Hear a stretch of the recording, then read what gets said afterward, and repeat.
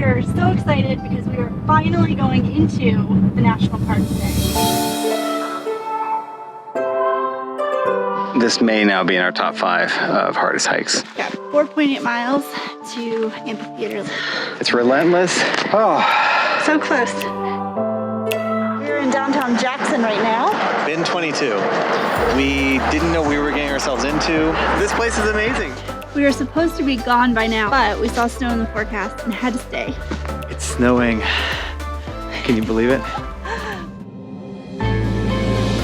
If you're new here, we're Howard and Caitlin Newstate. Dog people, food people, adventure people. This is unbelievable. We've been road tripping in our Winnebago Navion for over 2 years. From Alaska to Mexico and just about everywhere in between, our passion is sharing the amazing, wonderful, and sometimes challenging parts of our life on the road with you. Taking you off the beaten path, meeting incredible people, and trying new things. Each week we bring you along with us to experience all the amazing places our little home on wheels takes us. Last week we showed you around the underrated state of Idaho, complete with famous potatoes, delicious fudge, and bear encounters, oh my. So there's a pretty clear paw print right there. When we realized how close we were to the Tetons, we knew we couldn't pass up the chance to visit, so we changed our plans a bit and made the beautiful 2-hour drive back into Wyoming. We found some free camping with epic views of the mountains and quickly fell in love with this treasure of a national park. We've been staring at Grand Teton and the mountain range out our window all week while we've been working. We got here on Sunday and it's now Thursday, so we're finally going to see what this park is all about. I know this sounds like a broken record, but we're using the Gypsy guides. We love Gypsy Guide. Gypsy Guide has audio tours. It's like having a tour guide in your car.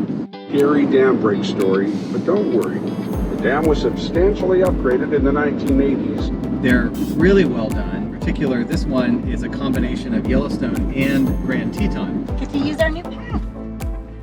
Brand new. I know we haven't even signed it, they'll probably say something. Yeah, probably.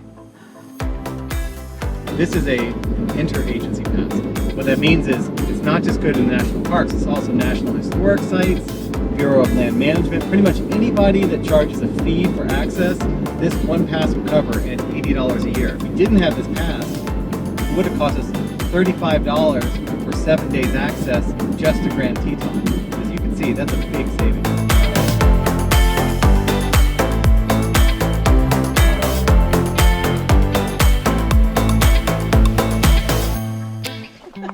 Wow! Oh, even with the smoke and haze, it's stunning. This is a heck of a lunch spot, huh? You're telling me. Wow. I can honestly say this is one of the most beautiful spots I think we've ever eaten lunch. This is the most scenic meal. So we learned that the Tetons are constantly moving upward and being pushed upward. Obviously, it's a very slow process, but they're still moving upward, upward, upward. And the land, the plains are moving downward. So it's creating this like tectonic shift, which is really cool. A quick warning, Caitlin is not a scientist or a geologist, but she does play one on TV. On YouTube.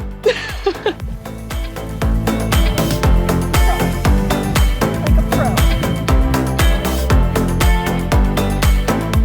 One of only a dozen glaciers left here. Little tiny baby glacier.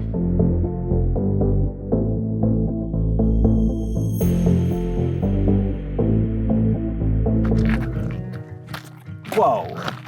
Look at this. Hey, it's bigger than our accommodations.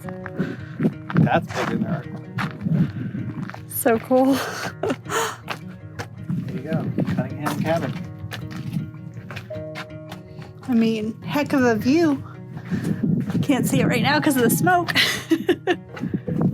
What do you think? I mean, I could definitely see the appeal. You got 360 views all around you. You got the Tetons just over to the west. Not bad. You know, Cunningham originally was actually against the expansion of Teton National Park, but then later became an advocate. And ironically, he sold his land to John D. Rockefeller. And Rockefeller later turned over 33,000 acres to expand the footprint of Grand Teton National Park. So it kind of all started right here?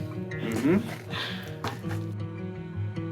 So the famous photographer Ansel Adams came here and took epic black and white photos from this exact spot. Somehow I don't think ours will turn out quite as epic, but still beautiful.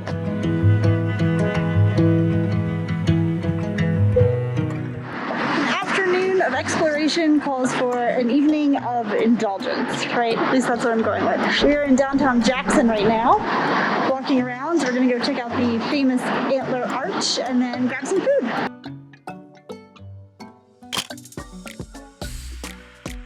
This place is amazing. They don't have any cork fee whatsoever, so it's a wine bar, a tapas place with a wine shop next door. And so yeah, you just go and pick whichever bottle of wine you want. You can sit under the trees, these beautiful aspens, while we wait for a table, and they're gonna bring us the glasses.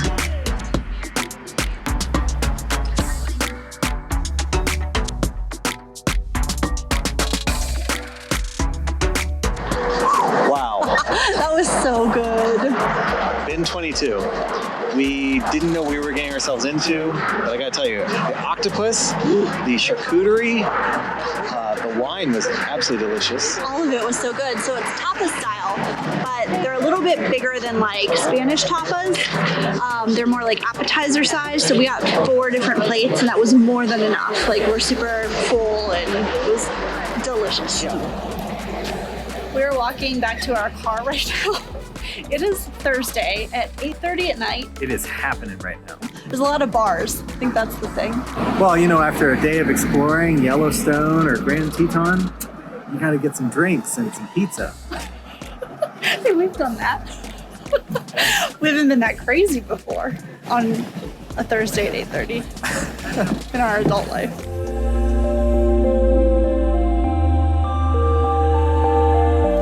Officially started. It's 10:22 a.m.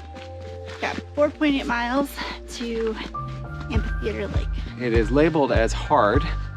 However, I'm questioning whether it is as hard as the hike that we did in the Grand Canyon, Caitlin. Oh, no way. Yeah, it is so beautiful today. It's really clear. The air is nothing like yesterday. We aren't even an hour in. We have climbed a lot already. We're above some of the treetops now. You can see that. We just keep getting these cool glimpses of the mountain range. It's really beautiful.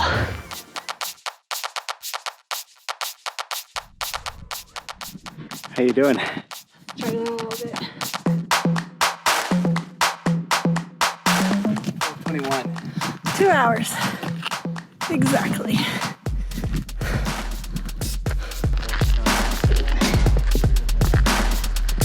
Caitlin, I don't know if we fell out of a plane, but that's the top of the mountain. Wow. I don't know how that happened. That's Jenny Lake. That's the elevation we started at. And then way off is the much larger Jackson Lake. I gotta say, this may now be in our top 5 of hardest hikes. Oh yeah, top 5, I think so. It's relentless elevation. We're starting at 6,000 feet. That's a lot of elevation gain. Even Grand Canyon, I mean, we started at 6, but then we went down to 3,000 and then back up to 6,000. It's a big difference. We just hit the 3-hour mark and we have less than a mile to go to the lake. I've never been so happy to see flat trail. I found it. It's right over that crest. Oh, this is a killer. Oh. So close.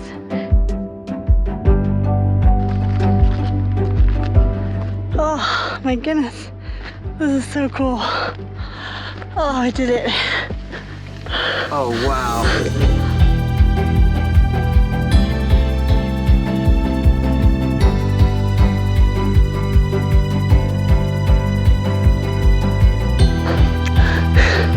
Good job, my love. My love, let's eat. And our reward, got kombucha, coconut water, turkey sandwiches.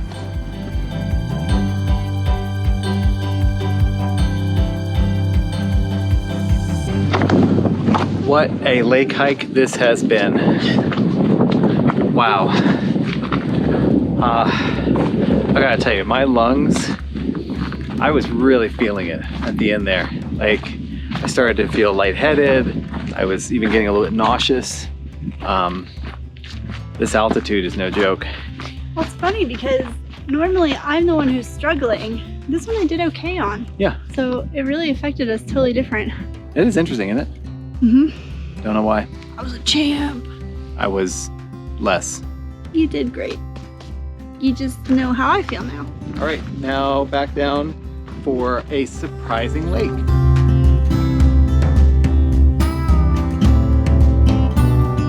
All right, we're exhausted. Yes. Temperature has dropped. Yes. It is 3 o'clock. Yes. How long do you think it's gonna take us to get back? 45 minutes. 45 minutes, we'll be down. What time is it now? 3 o'clock. Yeah, 3:45. 3:48. I'm gonna say 4:30, 3:48. Ready? maybe 4:45. Ready, go. All right. See this? Howard is running because he's trying to make his time.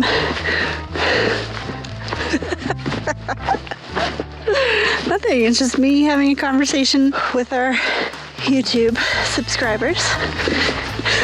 See, Caitlin doesn't think that we can make it back in 48 minutes.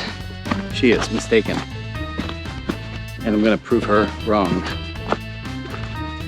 This is why we're not down yet. Caitlin is checking her email and stretching. You were doing that earlier. Oh. This is not making the cut because I edit. Caitlin has officially reached the point of giddiness. I know what.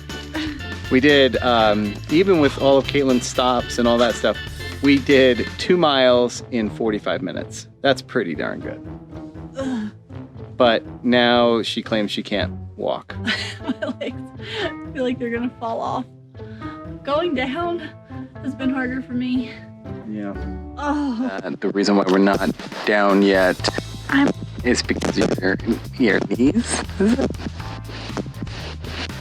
stretching. We're supposed to be down in like 5 minutes. We're not even halfway. Howard grossly underestimated the time. You did. Maybe. Okay. And time. Do you like to tell everybody what time it actually is? Yeah, so I was 100% right. It took 48 minutes exactly to get all the way back down. Times 3. It was 2 hours and 15 minutes. 5:19. 5:19. I don't know how in the hell. Oh, I know how. Because you can't talk. Caitlin had to stop a couple times. Guys, it was a great hike. That was rough. Everything hurts.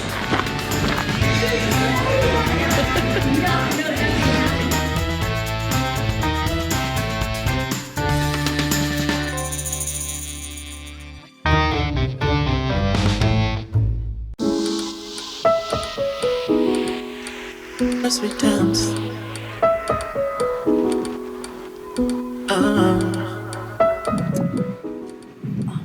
as we dance,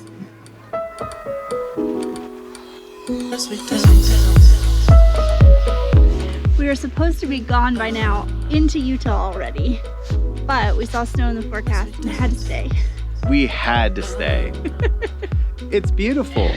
Looking at it now, it's so different. We were here, 48 hours ago in the same spot, and it's not nearly as majestic without the snow. It's snowing. Can you believe it?